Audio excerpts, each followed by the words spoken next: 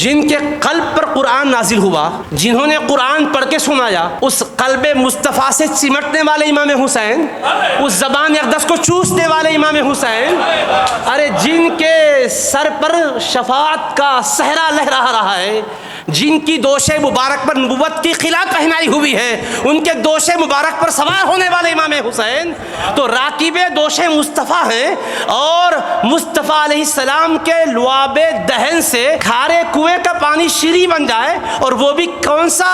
اس وقت کا پانی ہی شیریں نہیں بن گیا، بلکہ قیامت تک آنے والا پانی شیریں ہی شیریں ہے۔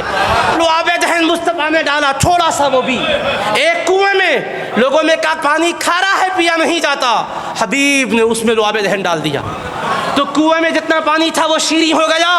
وہ تو سمجھ میں آ گیا، مگر اس کے جو سوٹے پھوٹتے ہیں، جو جھرے سے پانی آتا ہے، یہ اثر وہاں تک گیا، اس کو بھی شیریں کر دیا، بلکہ قیامت کی صبح تک جب تک تم پیتے جاؤ گے وہ کنواں پیاسوں کو ٹھنڈا اور میٹھا پانی پلاتا جائے گا۔ لعاب دہن تھوڑا سا ڈالا ایک وقت میں، مگر اثر اتنا ہوا اس وقت کو بھی میٹھا کر دیا، آنے والے زمانے کو میٹھا کر دیا۔ تو میں کہنا چاہتا ہوں امام حسین نے تو لعاب دہن نہیں، زبان اقدس کو چوسا ہے۔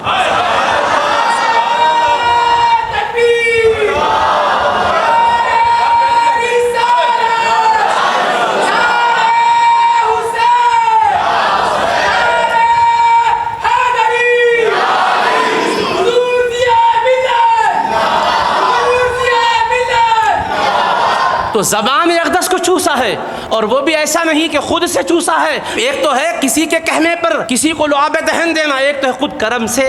حضرت امام حسین تو اس عمر میں نہیں تھے کہ مانگیں، مگر مصطفیٰ نے خود ان کو بلایا، بی بی فاطمہ سے فرمایا میری بیٹی فاطمہ میرے بیٹے حسین کو لاؤ، مصطفیٰ بلا رہے ہیں اور مجھے کہنے دو۔ مصطفیٰ کے لب ہلتے اسی وقت ہے جب خدا کا حکم آتا ہے، تو گویا مصطفیٰ نہیں بلا رہے، عرش کا مالک فرما رہا محبوب ذرا شہزادی سے فرمائیے شہزادے کو آپ کی خدمت پہ پیش کرے۔ تو آپ نے فرمایا میری بیٹی فاطمہ حسن و حسین کو لے آؤ۔ جب مصطفیٰ لے لیے تو فَيَشُمُّهُمَا وَيَضُمُّهُمَا، سونگ بھی رہے ہیں چوم بھی رہے ہیں، سونگ بھی رہے ہیں چوم بھی رہے ہیں۔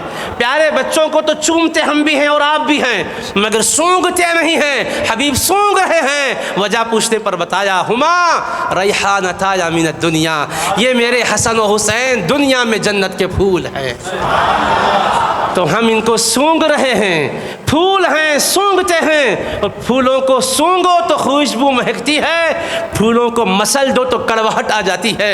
ظالموں کو سمجھایا ارے حسنین کریمین پھول ہیں، پھولوں کو مسلو مت، ان کو سونگو تو جنت کی خوشبو ملے گی۔ اس دنیا میں تم خوشبو سونگو گے تو اس کا فیض یہ ہوگا جنت میں جہاں خوشبو ہے وہیں تمہیں پہنچایا جائے گا۔